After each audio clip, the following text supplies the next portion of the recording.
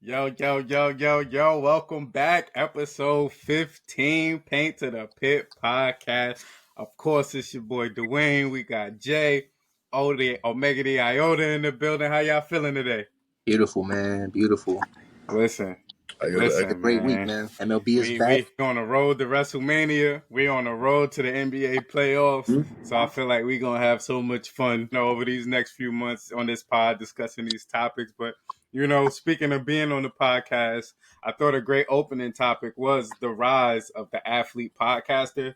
So as we see professional athletes are shaping the future of sports media, in NBA and the WWE, there's a wide range of current and former talent, with podcasts. So I just wanted to discuss with y'all, how do y'all think this trend is going to set the landscape for the next 5 to 10 years? Should you be allowed to podcast while you're current talent?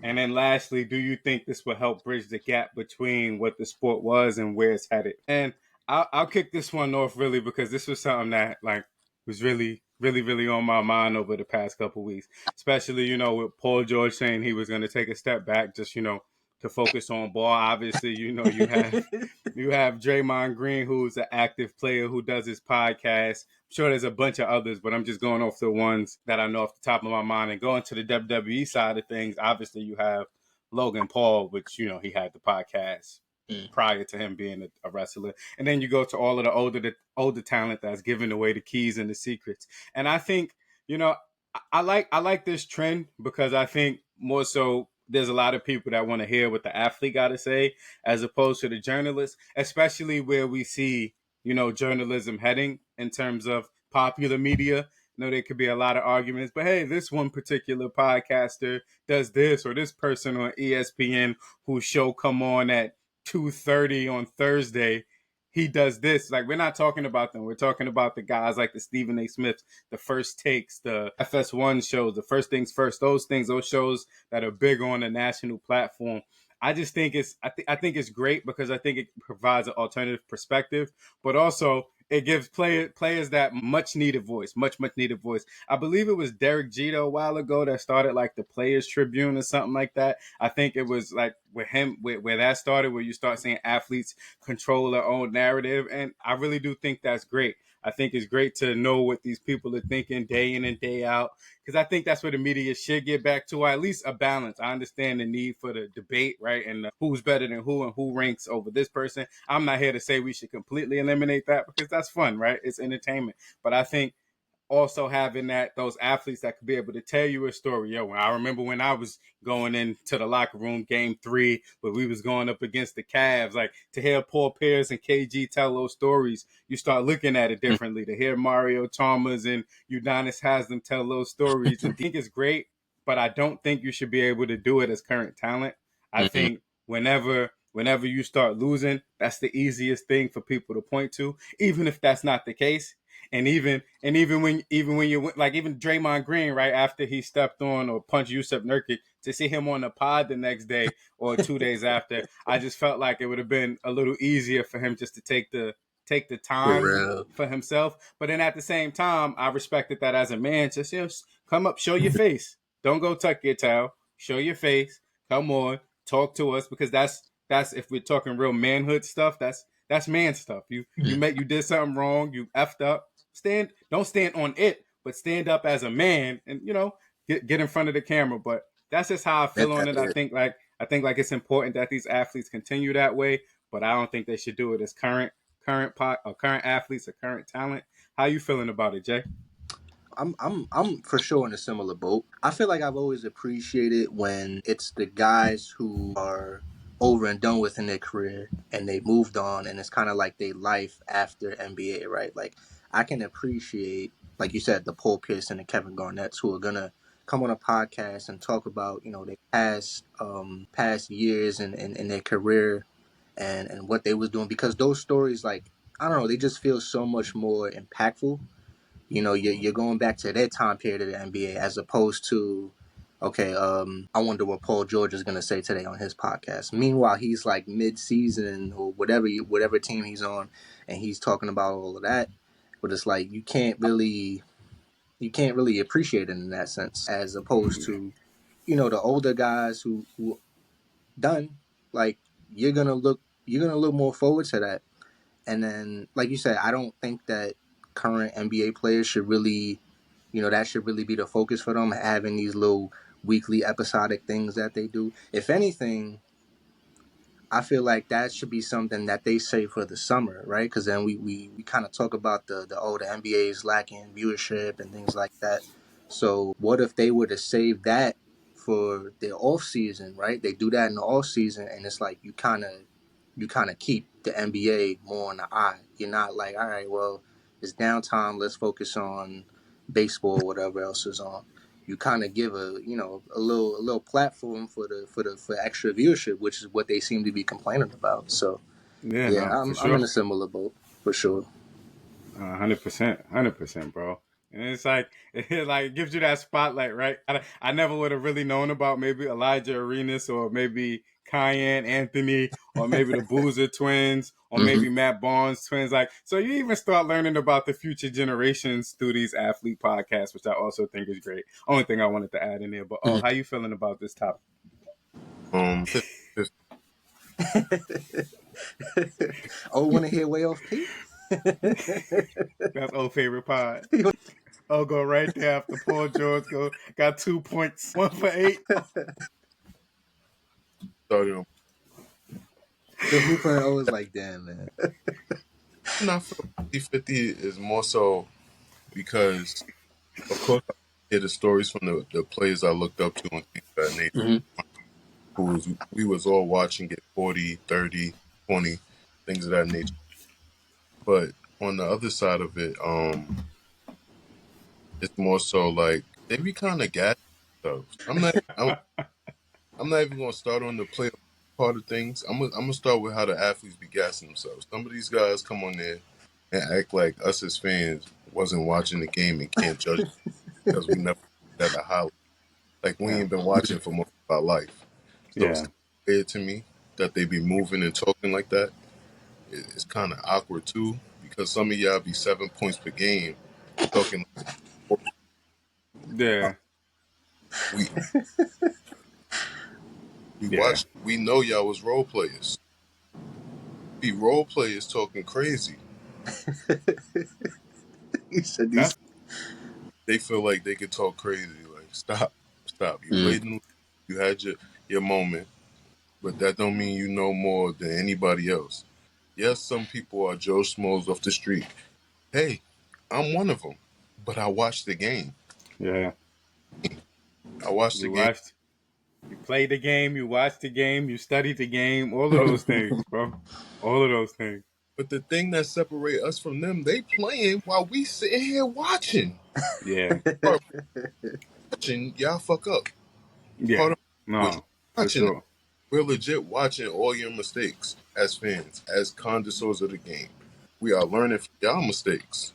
So when we are Yeah, in passing judgment, it's from what y'all did on the court. Facts. yeah. Sorry, I But I apologize. do think. But let me ask you this, bro, because I do think the criticism is warranted. Do you think there needs to be a balance of, like, let's just say it's 10 games in the NBA on Thursday, right? And three of them you had Jason Tatum go 3 for 10, 12 points. LeBron 1 for 9, 3 points. But in the other games you had Shea go, 10 for 12, 40 points. KD go 3 for 6, whatever, however many points. Do you think we need to have a balance of focusing on like the good games and the good stat lines before we focus on the bad games and a bad stat line? Do you think there Mm. needs to be more of a balance in that? I think that at this point in time, I think they do a really good job of showcasing people on their of course we get better at it. That's the only focus that I have right now when it comes to like posting and giving feedback on athletes. Is really ESPN and SportsCenter. I feel like they're doing a better job because, for instance, they posted Jordan Poole's game winner yesterday. They posted him a few times actually. So shout out to Jordan Poole too. But I think when people make that point in that argument, bro, I really think they talking about a hand fewer shows. I think people say that generally, but don't say they're talking about the first takes, the get ups, the first things first. I think people are really talking about maybe 4 or 5 really, really popular. I don't even think people talking about Sports Center because like Sports Center is Sports Um, Center. I think they're talking about the shows. I wasn't even really speaking about the. I thought about it now. If we're speaking about the shows, 100% there needs to be more focus on the good rather than the bad because I don't think they focus enough at all on what's good going on. Always the hot topic of what's trash going on and the trashy stuff, and Yeah, real femaleish to me. That's why I don't nah, 100%, try 100%. approaching to first take and things of that nature because y'all not giving the pick up and play quote unquote basketball fans the real knowledge. Y'all feeding them bull crap. Yeah. Negativity sells. Nah, 100%. What you feel about that, Jay? Like the balance on these shows as it pertains to talking about the great games as opposed to the bad ones. Yeah, I think it's like I said, just the negativity is gonna sell, but I do agree it should be fair. Like, if you're gonna show the guy going 2 for 10, you got to show the guy going 13 for 18. I think the game needs that because it seems like there's such a emphasis on like the clowning of players, right? It's like we make the way off P jokes and we joke on certain players. Playoff P. Playoff P, come on, man. Listen, Yeah, it's like you gotta. still I love feel what like he you did to gotta the highlight the Clippers. game in that way. It's like if you want people to be fans of the sport and continue to watch, it can't just be all right. All these guys is trash. We gotta highlight Yeah, some nice players. And not nah, Mm. yeah, 100%. Yeah, Mm. yeah, and I think that's the point that a lot of people make about those shows, right? Like it's like okay, yeah, we understand. We're gonna talk about your confrontation with Braun and all of that stuff and those things, but it's like, man, like, let people know what these other athletes are doing. I understand it's not directly your job to uplift the sport. And if that's the argument you want to make, okay, I respect it. I understand it's your job to go after what the hot topics are. Hmm. If that's going to be your reasoning for your topics, cool. I respect it. But don't present yourself as somebody that uplifts the sport and care about the sport as a whole. And like O just said, we don't even hear you talk about Cade Cunningham. And when we say talk, we're talking about opening 1 or 2 segments, not a Mm. quick take that you do before the show is going off in 15 minutes. We're talking about what you open your show with. Like, because Thanks. that's where you got all of the eyes at 10 Hmm. o'clock when your show come on, or at noon when your show come on. So it's like, I think these people play these games in terms of like, using specific words to, change where the argument is going. We're talking about these popular shows on the popular segment or the popular block times. Because that's what we're asking for. but that also goes into why, like, for instance, combat sports is failing because it's not enough show. When we were growing up, it was more showcase of the Yeah. fighters of that nature. That's true. Now, sports center and things of that nature is just. I ain't gonna lie. I feel like all year round they talking about basketball all year. Mm. Yeah. Yeah. And that's Basketball and football, right? not, and that's 100%. And that's not what Sports Center was when we was growing up. They actually covered all sports, and Yeah. That is real. they failing the public honestly Yeah. because I can't even as a casual baseball fan, I don't even know nothing going on because they don't talk about it enough. They don't. They don't. Well, Meanwhile, it's opening week. Because they don't know how to. They don't know how to. Uh, And and that's what really sucks about it, right? Like when you watching these shows as the casual, right? Because that's what we are. We're the casual. You're watching these shows, you can't learn nothing from them. hmm when the And last then when you player on the one of those shows, I remember growing up, I used to see Derek Jeter and things of that yeah, nature shows. I yeah, don't remember that was even like a thing. yeah. No, that's a fact. Where is your Mookie Betts and your Barry Bonds and your guys up there where you could talk and have a great conversation? I remember watching an interview not too long ago with like Barry Bonds. I think he was on the pivot and he was talking. I was like, damn, like, bro, like all I associate Barry Bonds with is home runs and performance enhancement drugs. And that's just because of what the public did, bro. That's not like I'm being honest, bro. That's what the public did. That's what the Home run. But like, is that not how the public presented Barry Bonds to us? Like every time we talk Home about Barry runs. Bonds, we talk about why he not in the Hall of Fame, and then we talk about the roids, and then you Yeah. got people saying he was a great hitter without it, and people saying why did he have to do it? That's the argument, and I only Yeah. said that to say like when I listened to him on the pivot and him breaking down the science of hitting a baseball, bro, Hell you yeah. just listen to it and you go, whoa, Mm-hmm. I ain't like, wow, that's I never looked at it that I never thought about it that way. And that's why I think these podcasts matter. Because when Barry Bonds is probably going on the first take, he's not getting the 10 minutes to explain his mind process, his thought process on hitting the baseball. But when I watch him on the podcast or the pivot, I'm like, oh, he get all of that time to really explain to me. That's what made you great. You know what I mean?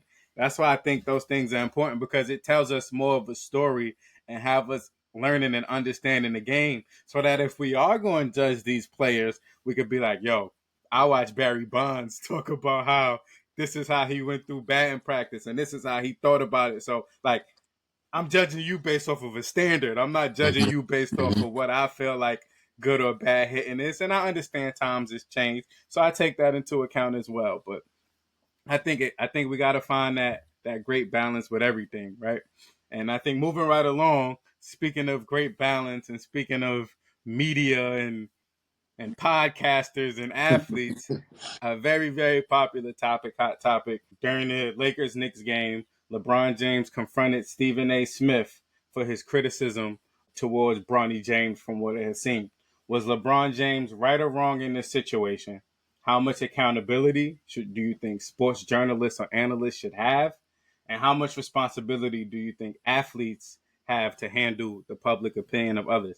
So I'm gonna start with you, Jay. Just wanted to know like how you feel about the situation. I know we kind of ran through the background before we hit record on the pod, so just wanted to know how you felt about it. Yeah, it just I think my take on it is like I don't know because it's like it's either it could I could understand where the criticism is because again Ronnie's an NBA player now like he got drafted he's in the league so the argument could be said rightfully so right like if you're in the league you're under the microscope but at the same time I feel like it's too much it's too like it feels like when you see people talk about him and bring up the topic of LeBron James' son and like how he's playing and what he should be doing and the expectations, it feels like he's got a fucking solar beam on him. Like he has to be perfect. And it's like other players aren't really I don't know, like we criticize players but not to that degree.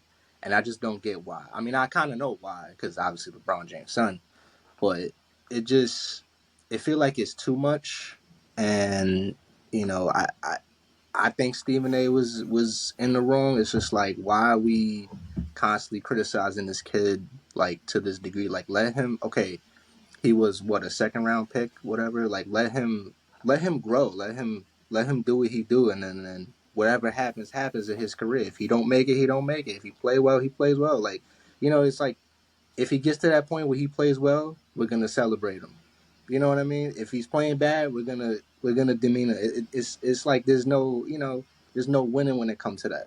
So I don't know. I don't like the way Stephen A. Smith went about that, and it's just like let the kid just play like it's basketball, man. So Let the young man ball. Let him yeah. let him ball. Come on, Bronny James.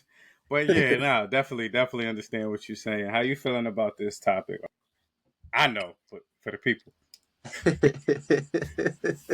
It's another topic 50-50 on. Uh, Yeah. um, on one end, I feel like Ron brought this on his kid because unfortunately, Braun was definitely big up in his kid to the extreme. Mm. And of course, as a parent, you're gonna big up your kid, but at the same time, Braun got to understand his positioning in this world. And when you are one of the quote unquote greatest of all time athletes, forget just basketball players, athletes, and you're talking about somebody in your sport specifically, no matter if it's Tom, Dick, or Harry. You know what I'm saying? You're talking about Nah, somebody, for sure. your sport specifically. You know what I'm saying? Your word gonna be taken as gospel, and what he ended up doing was setting his son up for failure. Why? Because he said that his son was better than a lot of people in the league right now. Easy, no matter if you're LeVar Ball or LeBron James, that's a crazy statement, and that puts a different like spotlight on that kid, no matter who it is. If Mhm. it wasn't LeBron's son, and he said it about a random kid who was picked 55, that he's That's one true. better than everybody in the league right now, they're gonna be looking at that kid heavy, regardless, regardless. So that's one of the places where I feel like Braun didn't necessarily think things through because he wasn't thinking from a totality. He was He just big like up in his kid. Yeah.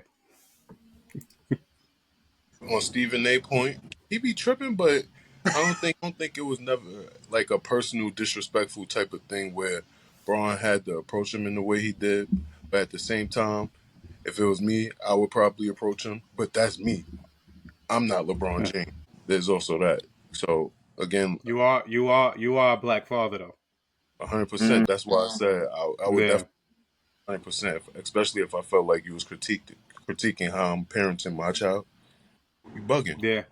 Yeah, but I think that's what it, and I think the people that do have a problem with Stephen A. I think that's that point right there you just made, bro. I think that's what most of those people focus on. Mm. Most people don't focus on the Bronny criticism. Stephen A. said in the podcast, I mean, on First Take, I think after Bronny was playing against the Sixers or something, he said, "I'm begging you as a father to stop this." And I Mm. think that's what most people had a problem when he said that. Even Cameron, and the Cameron was even like, yeah, when he said that, he was like, "Yo, Stephen ain't my man." But when he said that, because it's like, it's, and again, I know this is going down a rabbit hole, and I'm not going to go down too long. And I know it's something that you could speak on better than anybody on this podcast. But black fatherhood is something that's so delicate, like, and when you fatherhood in general is right, but we speaking as black men, minority men, it's so delicate. And when you question somebody, bring it, say that again. I said, Jay, you black. You know what I mean? Black Kings forever. You know what I Honorary mean? Oos. You know what I mean? Honorary oos. But it's real though. Like when you question somebody parenting because their kid had a bad game in the NBA, it's like, come on, bro. He had a bad game in the NBA. Like, okay, so what? Like, bro, it's a bad. But everything else though, like, and that's where it was like for me. I understand we got that little clip from Richard Jefferson when LeBron was talking to Richard Jefferson.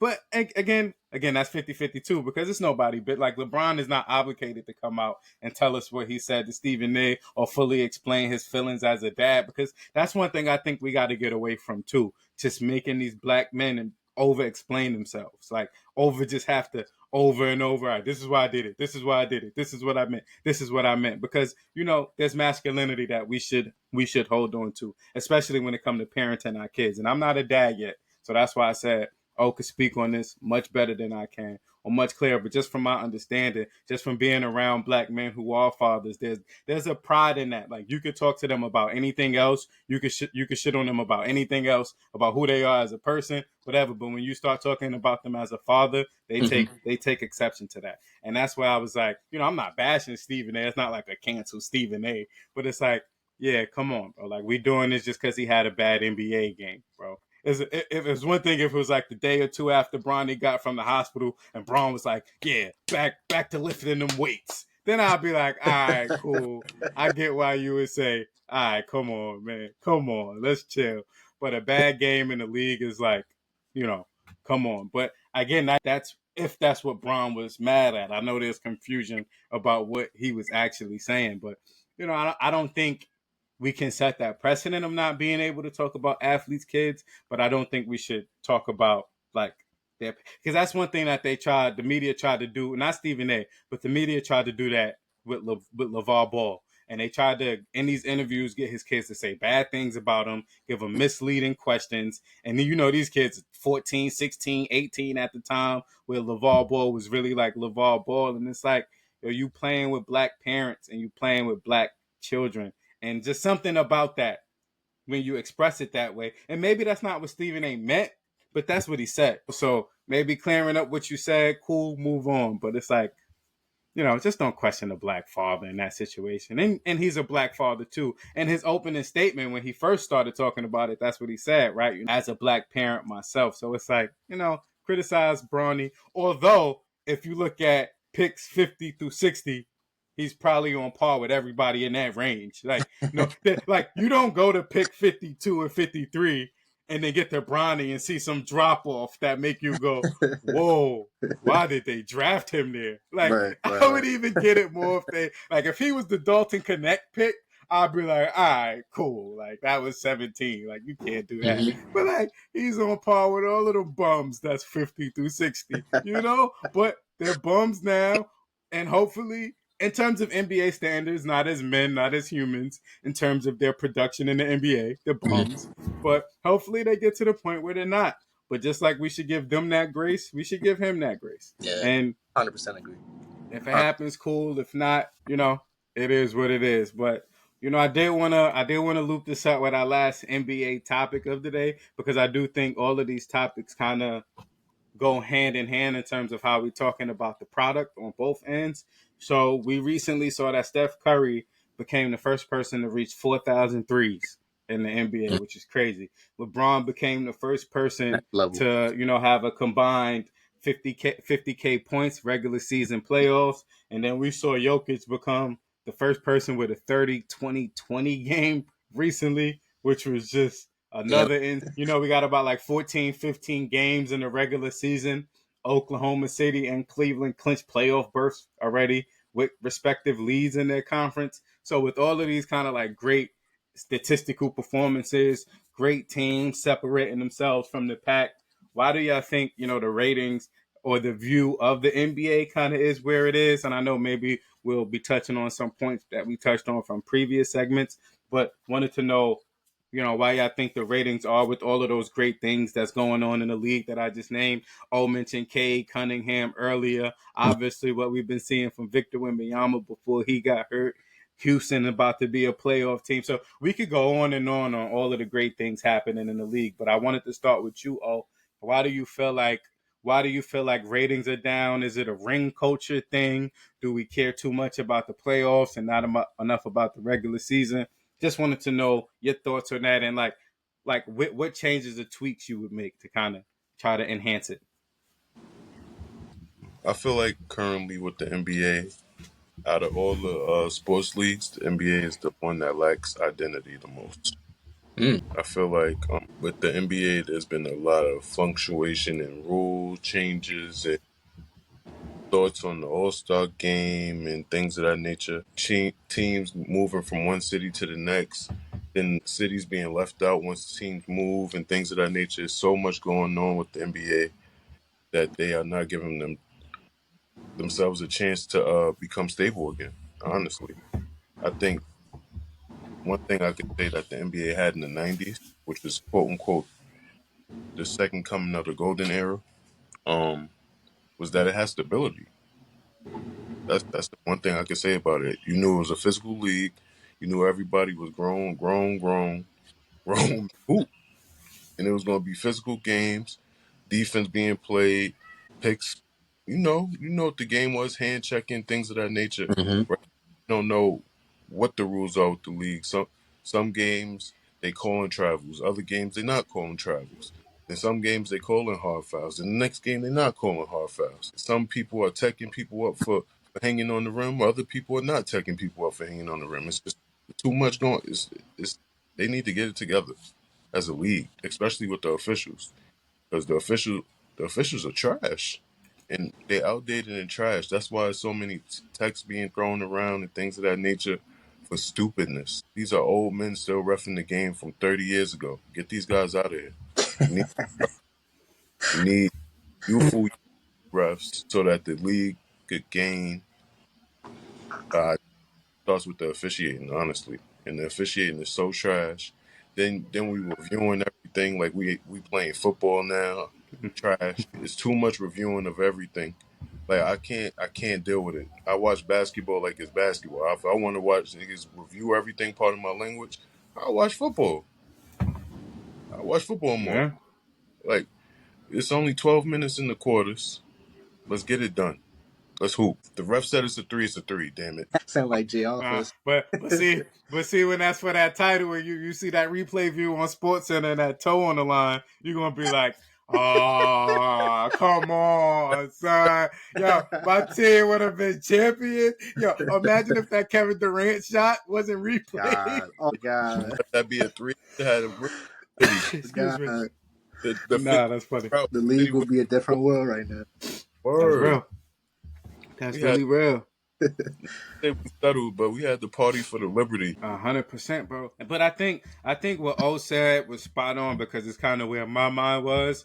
Like I know it's a league problem, but he pinpointed it as he continued to talk. I think the league have an officiating problem. I think that's the league's biggest problem. And even if you want to go back and forth on the calls, cool. It's the texts that are killing me, bro. Like the text, and when bro say the league don't have identity, the texts are stripping players away from their identity, bro. Like the amount that Ant Edwards is getting teched is just insane, bro. Like because like also say it was a more physical, more defensive heavy league back then. They used to talk to them refs crazy back then too. Yeah. So we can't forget about that part too. So when we talking about back in the day, like, and again, I understand, you promoting it for the public, and I get it. They shouldn't be out there just, disrespecting refs to the point where you may be inviting them to your man area or stuff like that. I'm not saying that. That's just insane. But I'm saying, like, you in the heat of competition. If somebody says, so what the F was that? Like, come on, that's not a tech, bro. Yeah. Like, these guys are competing. And if you never competed and been in high intensity competition, like you wouldn't understand what that feeling is. When you on a high and your adrenaline is rushing and you cooking and you felt somebody slapped you on your arm and nobody called it. You Like gonna argue that? that's just natural. If you're a competitor, if you don't care, then like, all right, cool, get back on defense. You know what I mean? Like, whatever. You ain't going. Or if you ain't trying to get bitch because anything you do, your coach gonna put you on the bench, then yeah, go ahead, get back on defense. Coach But if Malone. you got Exactly. But if you got the latitude like an Anthony Edwards, where it's like, come on, but because when you building stars, you built Mike the same way. It's that famous clip of him talking to the ref, and the ref like, oh, that was a foul, Mike? Okay, Mike, if you said it was a foul, then it was a foul. Like, it's insane, but yeah, it was a different league, but the league also built their stars in a way. Mike was built, bro. Like Magic and Bird, that rivalry was built. So it's like you have to kind of keep that same energy with this level of player and this level of athlete, especially as you see these you see the LeBron and Steph. We've been saying it for like the last 5 years, like turning over a new leaf, but it's like these guys are older, so it's like that next generation, and then but at the same time they got to carry themselves correctly too, because the one thing we say about Bron and the one thing we say about Steph and the one thing we say about KD is that they was locked in on ball. You ain't hear too many off the court scandals with those guys. So when you wanna be the face of the league, it comes with that heavy burden of like, yeah, can I not make mistakes? Probably not too many. Like I know it sucks, but hey, you're $50 million a year and you're $60 million a year. It's like you take on that burden. You can't make that money and not take on that burden. That's why I don't really have empathy. Like I know we had the empathy sympathy conversation before. I don't have empathy for those guys that make that 60 million and your responsibility is now to be a role model for that franchise and that community. I have no sympathy for that. Yeah, be a role model. Don't go out brandishing guns. Stop, having, women's scandals all over the place. This is the stuff that impact your marketability. That's why Kevin Durant is one of those guys that people should talk to. Because that man's not married and no kids, and we don't know any off-court scandals with KD. Like we don't hear these things. But that's just using your resource. Like being able to talk to KD, yo, bro, how you do that, bro? Like, I'm trying to live that bachelor life too. How you navigate it. Go get that information. I'm not here to tell somebody they need to be married and have kids, but go seek the information from people that's doing it the right way in terms of public perception. Because that matter when you're in that position. And maybe don't matter when you us, but that's gonna start mattering too as our podcasts blow up. But it matters, and you can't just say forget that responsibility. But Facts. with that, this great basketball conversations. I felt like this was a heavy basketball pod today. But before we go, if y'all good with it, I think we might as well just knock out that last topic. How y'all feeling? Can y'all hear me? Yeah. Yeah.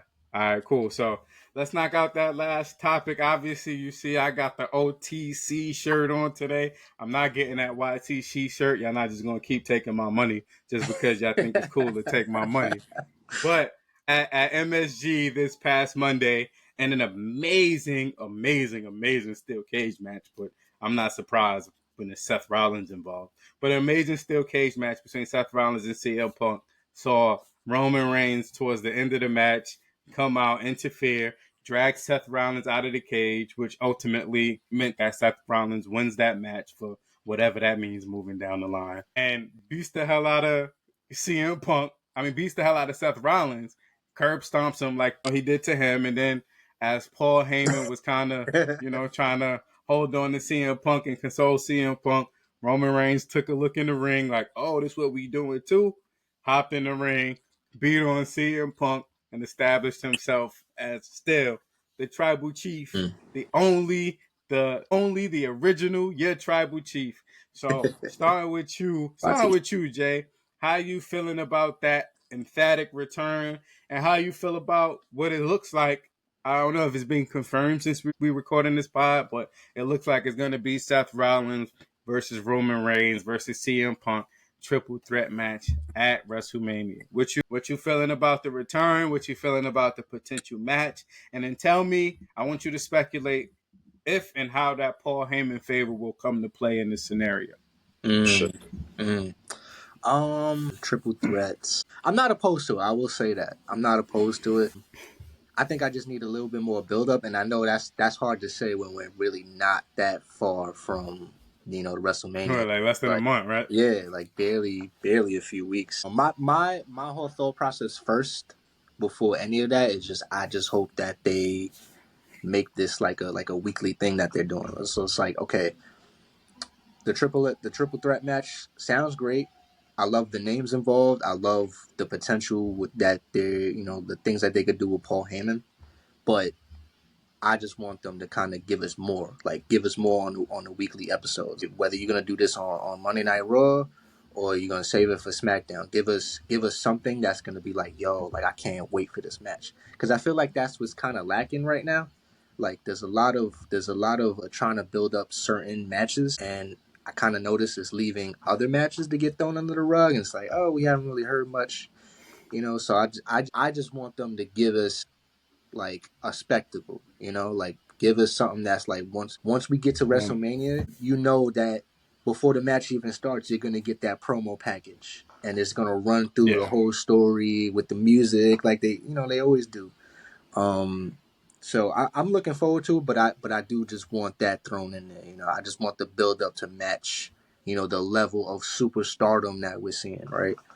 Um, and then as it pertains to Paul Heyman, um, this I don't really know, because like what's this favor like that they got going on? Like is that something that because I don't know the whole story behind that. Is that something that Yeah.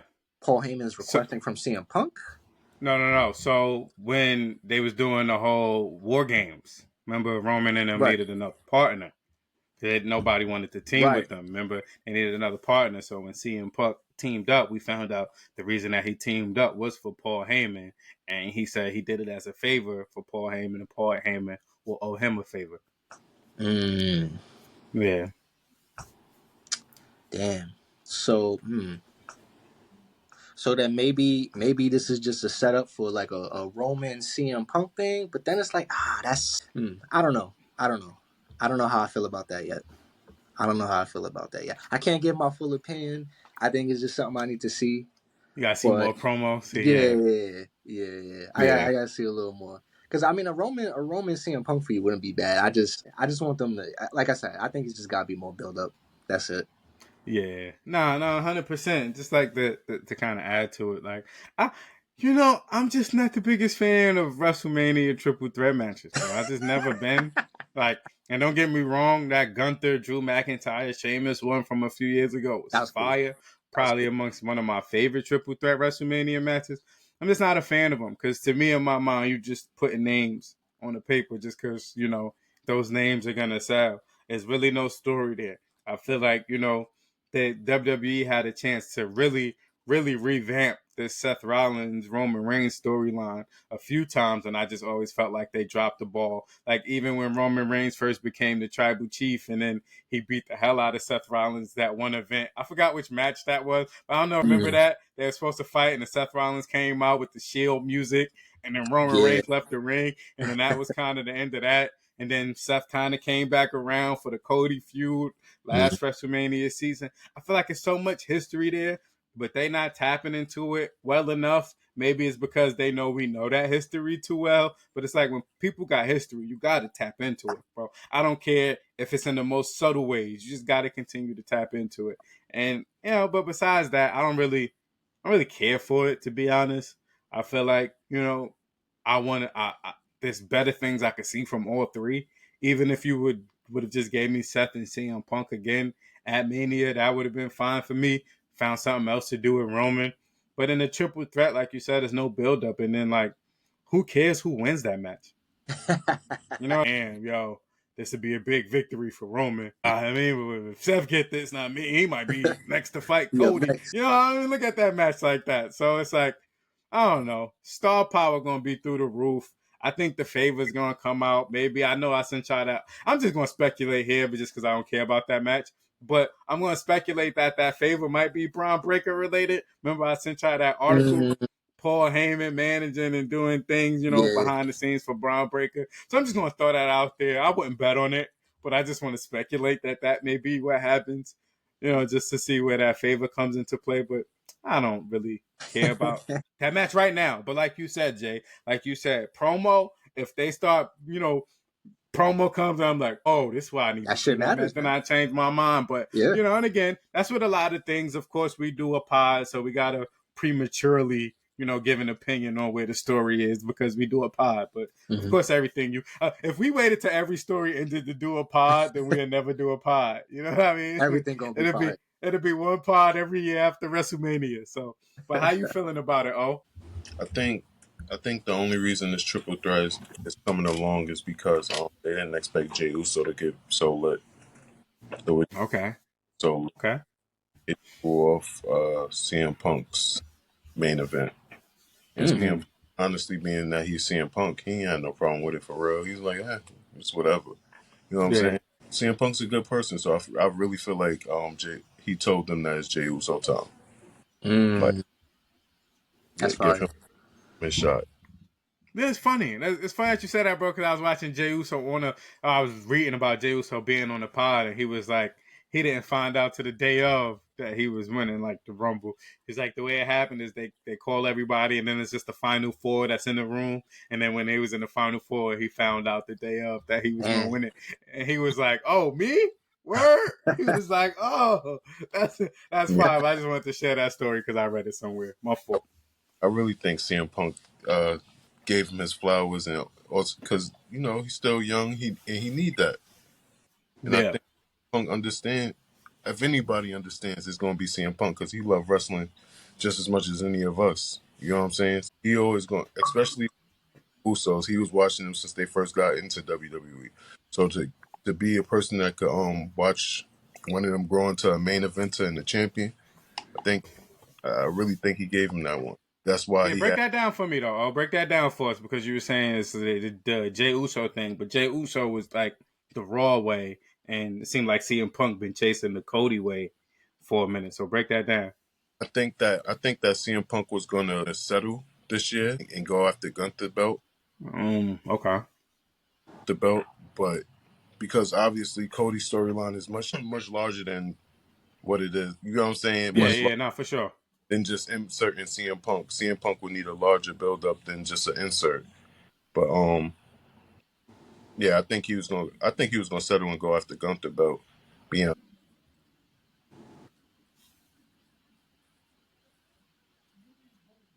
Yeah.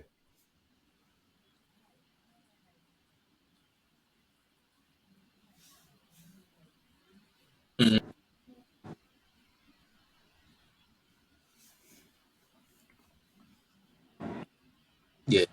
Cold. Yeah, I think that's where it was gonna go, but that I think CM Punk really gave up his spot, and it was the right call. And hopefully Jey Uso could prove everybody right by being in this moment and things of that nature. But as far as Paul Heyman goes, I don't think Paul. I don't see the favor happening now. I think they're gonna wait. Okay. I hope they wait because just doing the favor during the triple threat match defeats the whole purpose for me.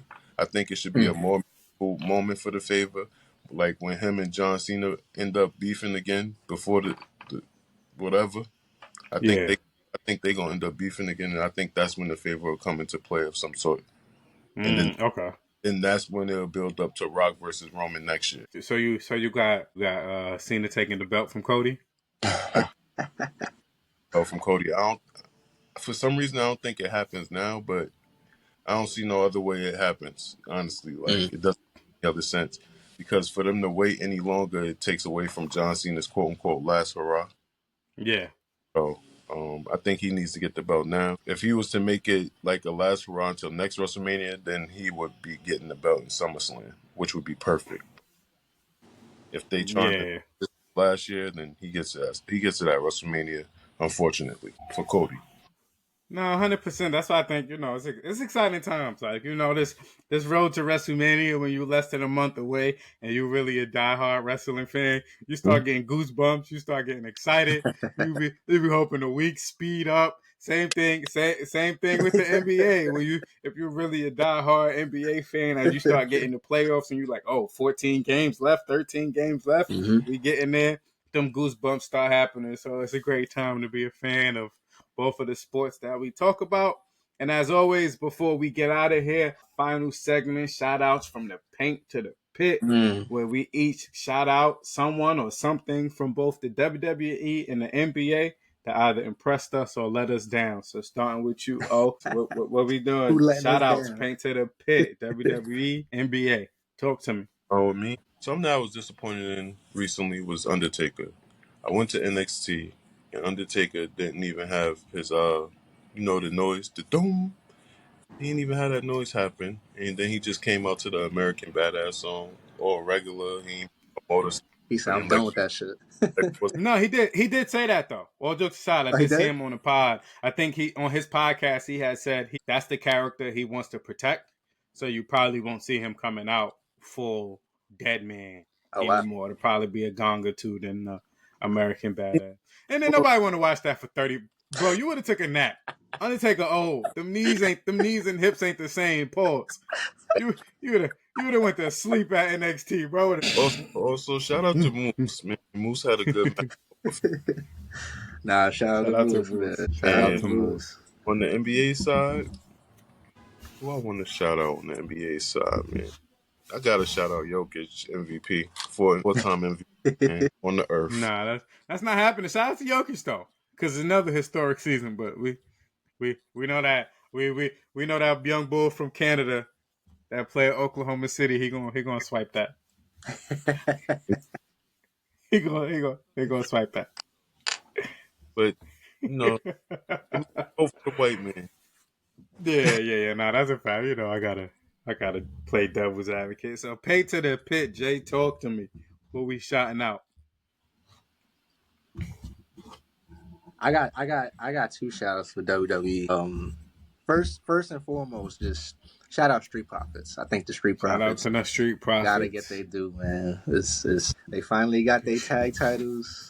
I've been saying they probably gonna get that. I mean, I don't know if it should have happened so soon. I think Yep. that would have been a great WrestleMania moment. But I guess you just gotta give them the titles out for whatever reason. Yeah, I you mean, that got it. seems like Listen. the thing that's happening right now is just the changes. They about to get Everybody, machine guns a WrestleMania moment. This is crazy. yeah, it seems like the Nasty title work. changes is all over the place right now. They switching everything up. So yeah, I'm shout out to them, man. I want to see them carry that. I do hope they could keep that going post WrestleMania. But like I said, I know how WWE operates when it comes to that. And they just moment hunting. They just farming for the big. Trying to get the crowd over. So we'll see. Second shout out Hardy Boys, just for them being in NXT and just great to see them back. That's childhood right there. So that's really all, that's all I got to say. Shout out to them. I They just mean, helping shout the out. helping the young guys flourish in the tag division. That's cool to see, man. On the NBA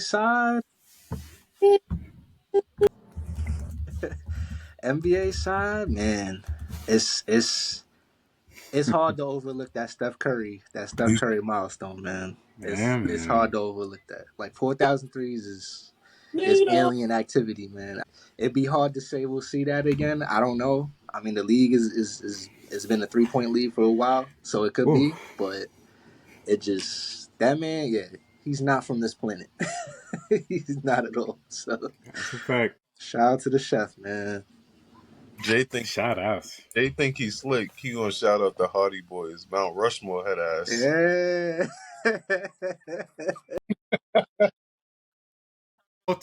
The ultimate Coke boy. Shout out to Jeff, man.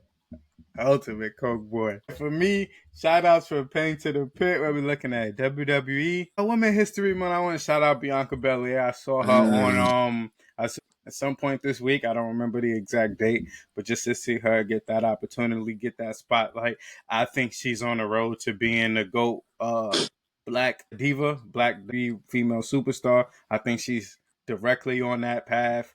I love this storyline. I think this Yeah. storyline between them is like Emmy worthy, and I didn't see that happening. But I feel like everybody's playing their role well. I like the fact that we didn't hear anything from Jay. She had the little interview, but it wasn't like overly revealing. We're not overly revealing anything yet. So Mhm. shout out to Bianca Belair. Shout out to all of those black women in that faction.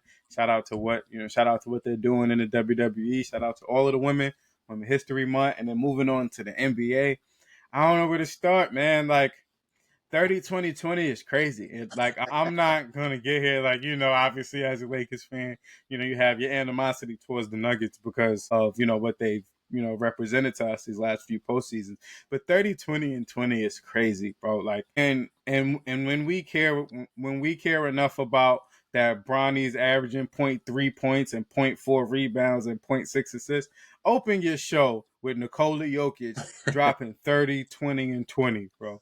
That if even playing 2K to think that you can get something like that is crazy. Like so to do that in an actual NBA game, bro. I don't give a damn if they play 3 overtimes, bro. 30-20-20 is ridiculous. Yeah, So that's shout hooping. out to Jokic, bro. Look, that's not hooping, bro. That's just cheating. That's the guy like how like in Marvel Rivals when you get to that level you can start banning players that you don't want people to play with. Right. Jokic is like that guy you banning, bro. Like you're Automatic. not finna come out here and make these 1 foot 3-pointers over me and then get these 12, 14 rebounds and then just make Magic Johnson, Luka Doncic, LeBron James type passes. Like, I'm not finna watch you do that to me for 48 minutes. Pause. Like, ain't no way. So shout out to Jokic.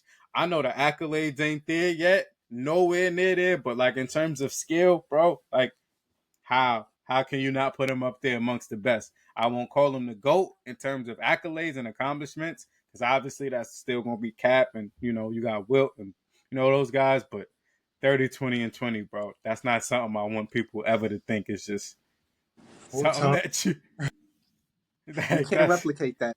like you can't come on, bro. Come on, bro. And speaking of, bump that. I'm getting my 2 shout outs too. Because the Lakers did play the Nuggets the other night. No Luka, no LeBron.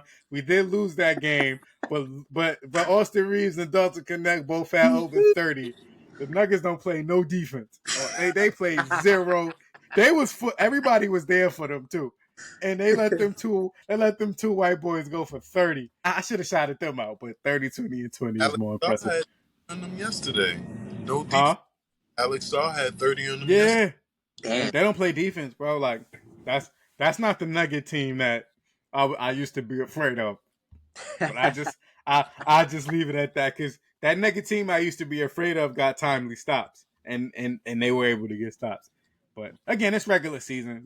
Can't overhype 1 or 2 games. But another episode, Paint to the Pit, episode 15 on the road to WrestleMania, on the road to the NBA playoffs, watching all these storylines shape out. And until next time, we will see you guys in 2 weeks. Paint to the pit. We are out. Yeet. Yeet.